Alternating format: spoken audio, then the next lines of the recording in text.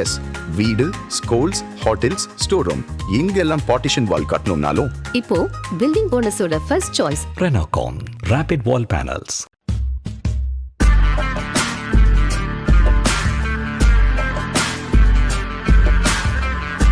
வணக்கம், ஜெயஹிந்த். இன்றைக்கி நம்ம சேனலில் மிக முக்கியமான அப்டேட் பங்களாதேஷை பற்றி பார்க்க போகிறோம்.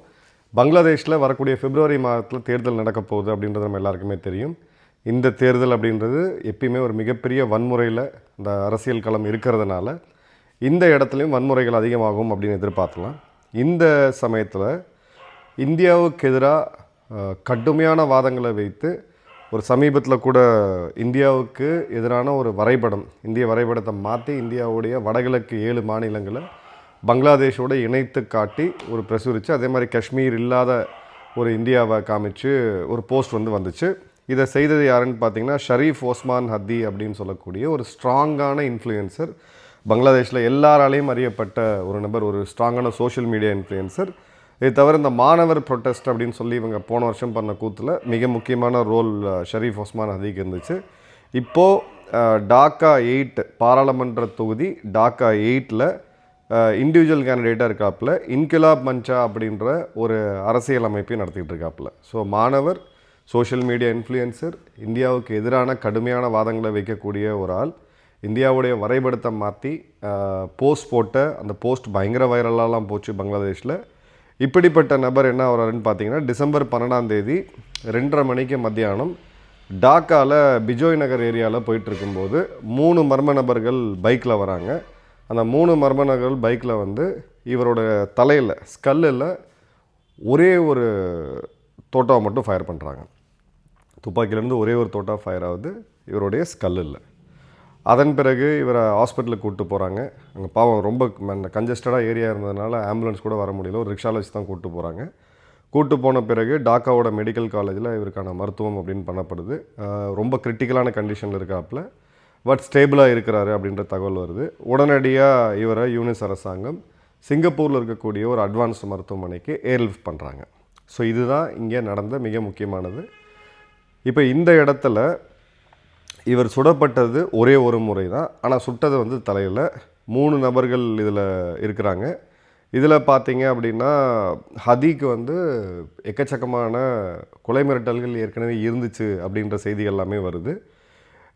இதில் ஒரு ஷூட்டர் அப்படின்றவர் ஃபைசல் கரீம் மசூத், தவுட் கான் அப்படின்னு சொல்லக்கூடிய இன்னொரு பேர், சத்ரா லீக் அப்படின்னு சொல்லக்கூடிய, அதாவது அவாமி லீக், இப்போ தடை செய்யப்பட்டிருக்க ஷேக் ஹசீனா ஒரு கட்சி, அவாமி லீகோடைய மாணவர் அமைப்பு தான் சத்ரா லீக். அந்த சத்ரா லீகோடைய வைஸ் பிரசிடெண்ட்டாக டாக்கா வடக்கு மாவட்டத்துக்கு வைஸ் பிரசிடெண்ட்டாக இருந்தவர் தான் ஃபைசல் கரீம் மசூத். ஃபைசல் கரீம் மசூத் தான் சுட்டதாக இப்போ தகவல்கள் வந்திருக்கு.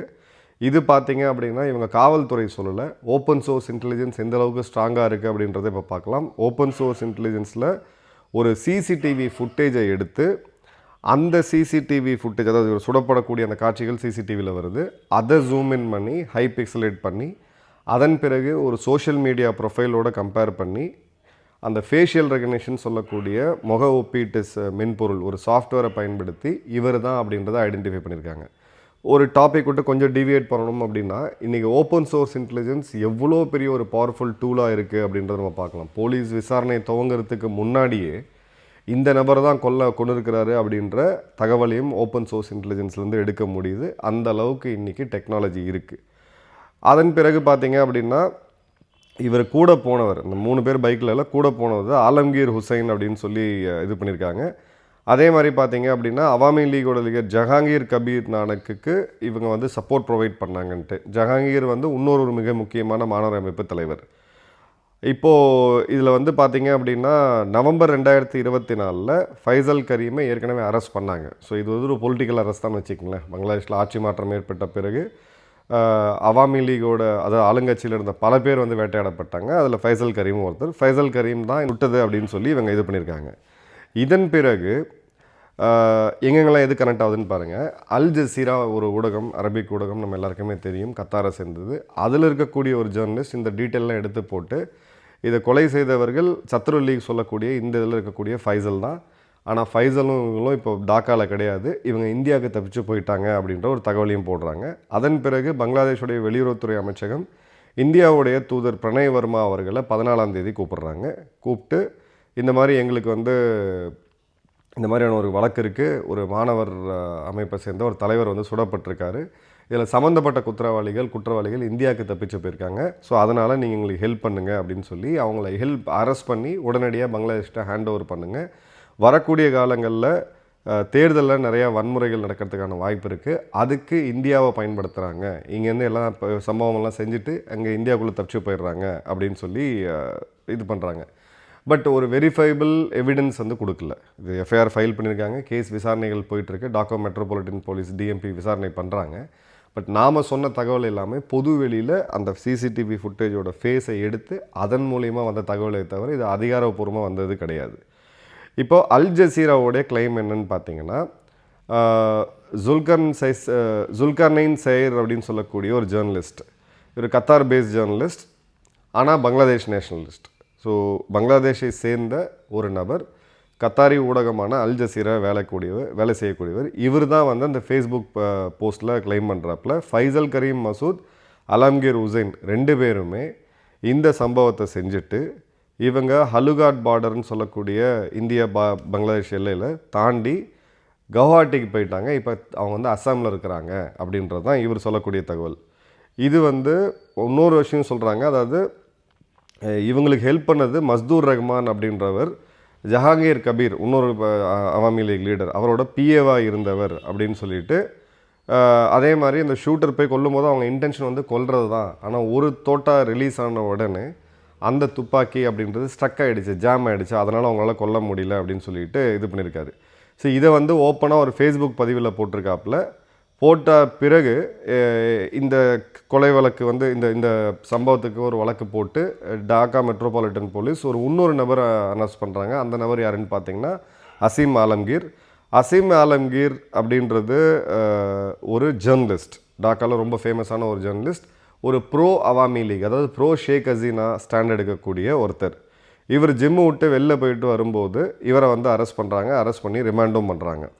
இதில் உத்தாரா வெஸ்ட் போலீஸ் ஸ்டேஷனில் ஒரு கேஸ் வந்து ஃபைல் பண்ணப்படுது, ஒரு கேஸை வந்து பதிவு பண்ணுறாங்க. அந்த குற்றத்தை அந்த கேஸுக்கான கம்ப்ளைண்ட் யாருன்னு பார்த்தீங்கன்னா ஆரியன் அகமது. இந்த ஜூலை ரெவல்யூஷனரி அலையன்ஸ்னு சொல்லக்கூடிய இந்த மாணவர் போராட்டம் போன வருடம் ஜூலையில் அவங்க ஆரம்பித்தது, அதில் இருக்கக்கூடிய ஒரு மிக முக்கியமான லீடர். சார்ஜ் என்ன அப்படின்னு பார்த்தீங்கன்னா, பங்களாதேஷை டீஸ்டெபிளைஸ் பண்ணணும், அதே மாதிரி இந்த அவாமி லீக் வந்து தடை செய்திருக்காங்க இந்த கட்சியை, அதாவது அவங்களோட பிரதான கட்சி, அதில் அவங்க வந்து வன்முறைக்கு ஈடுபடணும், பெரிய லெவலில் கலவரம் பண்ணணும்னு சொல்லிட்டு இது பண்ணியிருக்காங்க. அதே மாதிரி பார்த்திங்கன்னா கூட அரெஸ்ட் ஆனது மெஹர் அஃப்ரோஸ் ஷனன் அப்படின்ற ஒரு ஃபேஷன் மாடல். இவங்க பங்களாதேஷில் ஒரு ஃபேமஸ் மாடல்னு சொல்கிறாங்க. இவங்க வந்து ஒரு மீடியா பர்சனாலிட்டி. ஸோ இப்போ சம்பவம் செஞ்சது அல் ஜசீராவுடைய பங்களாதேஷ் ஊடகவியலாளர் பற்றி இவங்க 2 பேருமே சம்பவம் செஞ்சவங்க அவாமி லீகோடைய இந்த சத்ரு லீகை சேர்ந்தவங்க. இவங்க 2 பேரும் இப்போ எல்லை தாண்டி கவுஹாட்டியில் இந்த இடத்துல இருக்காங்கன்ற அளவுக்கு அவர் சொல்கிறாரு. ஆனால் இவங்க போலீஸ் அரெஸ்ட் பண்ணது யாருன்னு பார்த்தீங்கன்னா, அங்கே இருக்கக்கூடிய ஒரு ஃபேஷன் மாடல் மற்றும் ஆக்ட்ரஸ் மெஹர் அஃப்ரோஸ் மற்றும் ஆலம்கீர்னு சொல்லக்கூடிய இந்த ஜேர்னலிஸ்ட். இப்போது பங்களாதேஷோடைய ஊடகம் அஜ்கீர் ககோஜ் அப்படின்றதில் ஒர்க் பண்ணிகிட்டு இருந்த மிக முக்கியமான ஜேர்னலிஸ்ட் தான் அசீம் ஆலம்கீர். இப்போ இருக்கக்கூடிய யூனிஸ் ரெஜிமுக்கு எதிராக சில செய்திகள் எழுதுறது அவர் மட்டும்தான், இந்த அரசுக்கு எதிராக. பட் ஆனால் ரொம்பவும் எதிராக இல்லாமல் ரொம்ப கேலிப்ரேட்டடாக சில கருத்துக்களை எதிர் வைக்கிறது இதுதான் பத்திரிகையாளர்கள் வேலையாக தான் வச்சுக்கங்களேன். அப்போ வந்து கோர்ட்டில் வந்து இவர் என்ன சொல்கிறாருன்னா, யாராவது என்னை வந்து நீங்கள் அவாமி லீகோட பப்பட்டாக நீங்கள் நினைக்கணும் அப்படின்னு நீங்கள் கட்டமைக்கணும்னு நினச்சிங்கன்னா கட்டமைச்சிங்க, அது உண்மை கிடையாது அப்படிங்கிறாரு. அதே மாதிரி பார்த்தீங்க அப்படின்னா, முன்னாள் இவங்களுடைய தகவல் தொழில்நுட்ப அமைச்சர் முகமது அலி அரஃபத் மற்றும் அங்கே இருக்கக்கூடிய ரைட்ஸ் குரூப்ஸ் எல்லாருமே இவரை போய் கை வச்சது ரொம்ப தப்பு அப்படின்றாங்க. அதே மாதிரி பங்களாதேஷோட எடிட்டர் கவுன்சில், அதாவது பத்திரிகையாளர்களோட சங்கமும் இதை வந்து கண்டிச்சிருக்கிறாங்க. இப்போது இந்த சம்பவம் நடந்து முடியும் போது, இந்த செய்தி வெளியில் வரும்போது அதிகமான வாய்ஸ் என்ன வருதுன்னு பார்த்தீங்கன்னா, இந்த சம்பவத்தை செஞ்சது வந்து இந்தியாவுடைய உளமைப்பு RNAW மர்ம நபர்களை வைத்து எப்படி இவங்க வந்து பல கதைகளை முடித்தாங்களோ பாகிஸ்தானில், அதே டெக்னிக்கை பங்களாதேஷில் பயன்படுத்துகிறாங்க. இது பங்களாதேஷோடைய இறையாண்மைக்கு விடுக்கப்பட்ட சவால். இது ஒன்று. RNAWடைய உளவாளிகள் அவாமி லீகில் எக்கச்சக்கமான பேர் இருக்காங்க. நிறையா பேர் அரசு துறையில் இப்போ இருக்கக்கூடிய அரசு துறையிலையுமே இந்த அமைப்புக்கு, இந்திய உளவு அமைப்புக்கு சப்போர்ட் பண்ணி வேலை செய்யக்கூடிய பல பேர் இருக்காங்க. இது வந்து சார்ஜ் நம்பர் 2. இந்தியா இந்த எலெக்ஷனை எப்படியாவது டீரியலைஸ் பண்ணணும்னு பார்க்குறாங்க. அவங்களுக்கு தேவையான ஆட்களை கொண்டு வரணும்னு பார்க்குறாங்க. இந்த மாணவர் அமைப்பு ஜூலை ரெவல்யூஷனரி குரூப்போட பல தலைவர்கள் வந்து ராவோட டார்கெட்டில் இருக்கிறாங்க. 3 இந்தியாவுடைய வரைபடத்தை மாற்றி இந்த 7 சிஸ்டர் ஸ்டேட்ஸை வந்து மாற்றி போட்டதுனால ஒரு மெசேஜை கொடுக்கணும். இந்த மாதிரி இப்போ இந்த 7 ஸ்டேட்ஸு இந்தியாவுடைய மேப்பெல்லாம் நீங்கள் மாற்றி போட்டிங்க அப்படின்னா இதற்கான விளைவுகள் கடுமையாக இருக்கணும், ஒரு மெசேஜ் கொடுக்கணும்னு சொல்லி இந்த சம்பவத்தை செஞ்சாங்க. இது சார்ஜ் நம்பர் 4. இப்போது நேற்று ஹஸ்னத் அப்துல்லா அப்படின்ற ஒரு லீடர், இவனும் அந்த ஜூலை ரெவல்யூஷனரி குரூப்பில் மாணவர் அமைப்பில் இருந்தவன், பங்களாதேஷோடைய நேஷனல் சிட்டிசன்ஸ் பார்ட்டி இந்த மாணவர்கள் அமைப்பெல்லாம் இப்போ ரியலைஸ் பண்ண பிறகு இவங்க யூஸ் பண்ணி இவங்களை டிஸ்கார்ட் பண்ண போகிறாங்கன்ற ரியலைசேஷன் வந்த பிறகு இவங்களாம் ஒரு கட்சி ஆரம்பித்தாங்க. அதுதான் வந்து பங்களாதேஷோட நேஷனல் சிட்டிசன்ஸ் பார்ட்டி. இவர் வந்து ஒரு அரசியல் மீட்டிங்கில் பேசும்போது என்ன சொல்கிறாருன்னா, we will very soon carry out efforts to separate India's 7 states. நாங்கள் ஆட்சிக்கு வந்த பிறகு இந்தியாவுடைய இந்த 7 வடகிழக்கு மாநிலங்களை பிரிக்கிறதுக்கான வேலையை உடனடியாக ஆரம்பிப்போம் அப்படின்னு சொல்லிட்டு, குறிப்பாக சிலிகுடியில் இருக்கக்கூடிய அந்த 22 கிலோமீட்டர் அகலமுள்ள சிக்கன் நெக் காரிடரை நாங்கள் துண்டாக்குவோம் அப்படின்றது தான் இவருடைய இது அரசியல் பேச்சு, மேடை பேச்சு. ஸோ வரக்கூடிய காலங்களில் இந்த சிக்கன் நெக்கை வச்சு அரசியல் செய்வாங்கன்றதுக்கு இதில் 2 விதமாக பார்க்கலாம். கடந்த ஒரு 6 மாதமாக சிக்கன் நெக் நாங்கள் மீண்டும் இந்தியாவுக்கு எதிராக பேசக்கூடியவங்க, நியூட்ரலாக பேசக்கூடியவங்க கூட இந்த இதை கொண்டு வரதை நம்ம பார்க்குறோம். இந்த சிக்கன் நெக்கை கட் பண்ணணும், சீனாவோட உதவியோடு இது பண்ணணும்ட்டு. 2வது அவங்களுடைய மிலிட்ரி போஷர். ஏற்கனவே இதை பற்றி டீட்டெயிலாக காணொலி போட்டிருக்கும். சைனாவுடைய சில முக்கியமான ஆயுதங்கள், இவங்களோட ரேடார்ஸு, ஃபைட்டர் ஜெட்ஸ் எல்லாமே பார்த்திங்கன்னா சிக்கன் நெக் கிட்ட, சிலிகுடி காரிடர் கிட்ட இவங்க நிறுத்தி வச்சுருக்காங்க. 3வது அவங்களுடைய அரசியல்.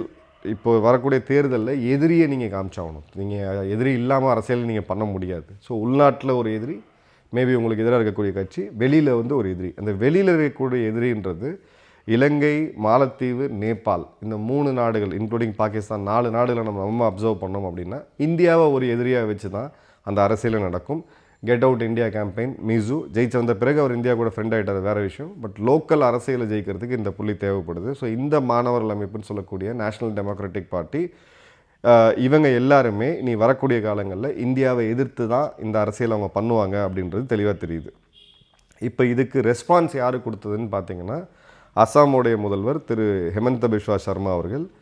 அவர் என்ன சொல்கிறாருன்னா, இதை லைட்டாக எடுத்துகிட்டு போக முடியாது, பங்களாதேஷுக்கு இந்த ஒரு கொடூரமான எண்ணம் இருக்குது, இந்தியாவை கட் ஆஃப் பண்ணணும், இந்த 7 மாநிலம் கட் ஆஃப் பண்ணணும்னு சொல்லிட்டு.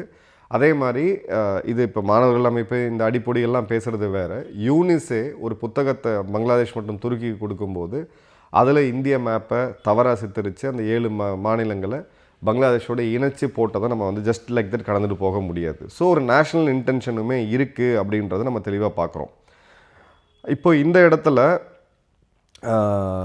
அவருடைய ரெஸ்பான்ஸ், ஹெமந்த பிஸ்வா சர்மாவோட ரெஸ்பான்ஸ் என்னென்னா, நீங்கள் ஒரு சிக்கன் நெக்கை குறி வச்சு நீங்கள் உள்ளே வரணும்னு நினச்சிங்கன்னா உங்களுக்கு இதே மாதிரி 2 கழுத்து பெருசாக இருக்குது, கொஞ்சம் கொழுப்பு அதிகமாக இருக்கக்கூடிய கழுத்து இருக்குது, 2த்தையும் திரிய எடுத்துருவோம்னு சொல்லி கிட்டத்தட்ட அந்த வார்த்தையை தான் அவர் பயன்படுத்தினார் அசாமியில். இப்போ இந்தியாவுடைய மொபிலைசேஷன் ரொம்ப அதிகமாக இருக்கிறத நம்ம பார்க்குறோம். அதாவது துருப்புகளை இப்போது இந்த சைடு வந்த ரெஸ்பான்ஸுக்கு இந்தியா என்னென்ன பண்ணியிருக்கு. பொலிட்டிக்கல் ரெஸ்பான்ஸை வந்து அசாம் முதல்வர் ஹெமந்த பிஸ்வா சர்மா அவர்கள் கொடுக்குறாரு. மிலிட்ரி ரெஸ்பான்ஸை வந்து இந்திய இராணுவம் அங்கே கொடுத்துக்கிட்டு இருக்காங்க, இந்திய விமானப்படை அங்கே கொடுத்துட்டு இருக்காங்க. ஸ்ட்ராட்டஜிக் ரெஸ்பான்ஸை வந்து இந்திய வெளியுறவுத்துறை சொல்லுது. ஸோ இந்திய வெளியுறவுத்துறை இந்த மாணவர் இன்னும் இறக்கலை, சிங்கப்பூரில் இருக்கக்கூடிய இந்த ஒஸ்மான் ஹாதியோடைய இந்த கொலை கேஸுக்கு இந்த கேஸுக்கு சம்மந்தப்பட்ட ஒரு 2 நபர்கள் இந்தியாவில் இருக்காங்க, இவங்களை வந்து உடனடியாக கைது செய்து எக்ஸ்ட்ரடிஷன் பண்ணுங்கள், நாடு கடத்துங்கன்னு சொல்லும் பொழுது இந்தியா என்ன சொல்கிறாங்கன்னா, உங்கள் தேர்தல் நிம்மதியாக நடக்கணுன்றதான் எங்கள் எதிர்பார்ப்பு, தேர்தலை நேர்மையாக நியாயமாக நடத்தி மக்களால் தேர்ந்தெடுக்கப்பட்டக்கூடிய ஒரு அரசு வரும்னு நம்புகிறோம், அதுக்கு நாங்கள் வலியுறுத்துகிறோம்னு சொல்லி ஒரு டிஸ்மேட்டுக்கு. இது சிம்பிளாக சொல்ல போனோம் அப்படின்னா இந்தியா வந்து அவங்களுக்கு நடுவரில் காமிச்சிருக்காங்க, இதெல்லாம் ஒன்றும் ஆக போகிறதில்ல அப்படின்ட்டு. இப்போ இந்த இடத்துல இந்த security situation, law and order ரொம்ப மோசமாக போயிட்டுருக்கு பங்களாதேஷில். ஸோ ஒரு பெரிய அபாயம் என்னென்னு பார்த்தீங்கன்னா, இந்தியாவுக்கு எதிரான மனநிலை அப்படின்றது அங்கே இருக்கக்கூடிய இந்துக்களுக்கு எதிராக திரும்புறதுக்கான வாய்ப்புகள் அதிகமாக இருக்குது. போன வருடமே பார்த்தோம், கிட்டத்தட்ட 200 பேருக்கும் அதிகமான மக்கள் இந்துக்கள் அங்கே கொல்லப்பட்டாங்க, மைனாரிட்டிஸ் வந்து கொல்லப்பட்டாங்க. ஸோ இது ஒரு பக்கம் இருக்கும் பொழுது, இவங்களுடைய இந்த போல் ஷெட்யூல் அப்படின்றது 2026 அனௌன்ஸ் ஆயிருச்சு. ஒரு கட்சி அங்கே இல்லவே இல்லை, அதாவது ஷேக் ஹசீனா அவர்களுடைய அவாமி லீக். இன்னொரு கட்சி பேகம் கலிதா ஜியா அவர்கள் ரொம்பவும் உடல்நிலை குன்றி இப்போ லண்டனில் இருக்காங்க. அவருடைய மகன் தாரிக் அகமது இன்னமும் பங்களாதேஷ்குள்ளே வர முடியல. ஸோ அந்த கட்சி தேர்தலை ஃபேஸ் பண்ணுது, அதுதான் ஜெயிக்கணும் அடிப்படையாக பார்த்தீங்கன்னா என்ன ஒரு பிரதான கட்சி. பட் இந்த மாணவர்கள் அமைப்பு இதெல்லாம் பார்க்கும்போது இது கொஞ்சம் டேஞ்சரஸாக தான் போகிற மாதிரி தெரியுது. யூனிஸ் என்ன பேசியிருக்கான்னு பார்த்தீங்கன்னா, இது வந்து ஒத்துக்கவே முடியாது, இந்த ஹதீன்னு சொல்லக்கூடிய இந்த மாணவனை சுட்டதை ஒத்துக்கவே முடியாதுன்னு சொல்லி ஒரு தனி விமானம் மூலயமா சிங்கப்பூர் ஷிஃப்ட் பண்ணியிருக்காங்க. ஸோ எந்த அளவுக்கு இங்கே அரசியல் போகுதுன்றதை பார்க்கலாம். அதே மாதிரி இதை சம்மந்தமாக யாராவது தகவல் தெரிவித்தாங்கன்னா 50 லட்சம் ரூபாய் பங்களாதேஷ் டாக்கா தரோம், அதாவது அவங்க ரூபாய் தரோம் அப்படின்னு சொல்லியிருக்காங்க. ஸோ இப்போ இந்த இடத்துல மிக முக்கியமான ஒரு அலிகேஷன் என்ன அப்படின்னு பார்த்தீங்கன்னா, இந்தியாவுடைய உளவு அமைப்பு உள்ளே போய் வேலை செய்யுது அப்படின்னு சொல்லிட்டு, இந்தியாவுடைய இறையாண்மைக்கு ஒரு பங்கம் வந்துச்சு அப்படின்னா அந்த பங்கத்தை சரி செய்யறதுக்கு, அந்த எதிர்ப்பை முறியடிக்கிறதுக்கு எதிரிகளை உள்நாட்டிலையும் வெளிநாட்டிலையும் வேட்டையாடுவது தான் ஒரு உளவு அமைப்புக்கு ஒரு சாலச்சிறந்த ஒரு கடமை. அந்த கடமையை ஒரு வேளை இந்தியா செஞ்சுது அப்படின்னா அதில் தவறே இருக்க முடியாது. ஹதிக்கு நம்மளுடைய விரைவில் குணமுடைய நம்மளுடைய வாழ்த்துக்கள், பிரார்த்தனைகள். பட் ஹதிக்கு இதுவும் ஒரு கிளியராக ஒரு மெசேஜ் நம்ம கொடுக்குறோம். இந்தியாவுடைய வரைபடத்தை தவறாக சித்தரித்த அந்த 7 மாநிலங்கள் அப்படின்றது எங்களுடைய 7 சகோதர சகோதரிகள் மாதிரி. அதை நீங்கள் பிரித்து விளையாடணும்னு நினச்சிங்க அப்படின்னா உங்கள் சேஃப்டி உங்கள் நாட்டில் அப்படின்றது எப்படி இருக்குன்றதை நாங்கள் சொல்ல முடியாது. நான் உங்கள்கிட்ட காவல்துறை இருக்குது, உங்கள்கிட்ட எல்லாமே இருக்குது, சைனா இருக்குது, உங்கள்கிட்ட பாகிஸ்தான் இருக்குது. ஸோ நீங்கள் இது பண்ணலாம். ஸோ இந்த மர்ம நபர்கள் ஸ்டோரி நிறையா பேர் சொல்லிட்டு இருந்தாங்க, கிழக்கு பக்கம் ஏன் வரலன்னு சொல்லிட்டு. இப்போ கிழக்கு பக்கத்தை நோக்கி மர்ம நபர்கள் போயிருக்கிறது பங்களாதேஷுக்கு ஒரு தெளிவான சிக்னலை கொடுத்துருக்கும்னு நான் நம்புகிறேன். உங்கள் கருத்துக்கள் என்ன அப்படின்றத மறக்காமல் கமெண்ட் பாக்ஸில் போடுங்க. நன்றி, வணக்கம், ஜெய் ஹிந்த்.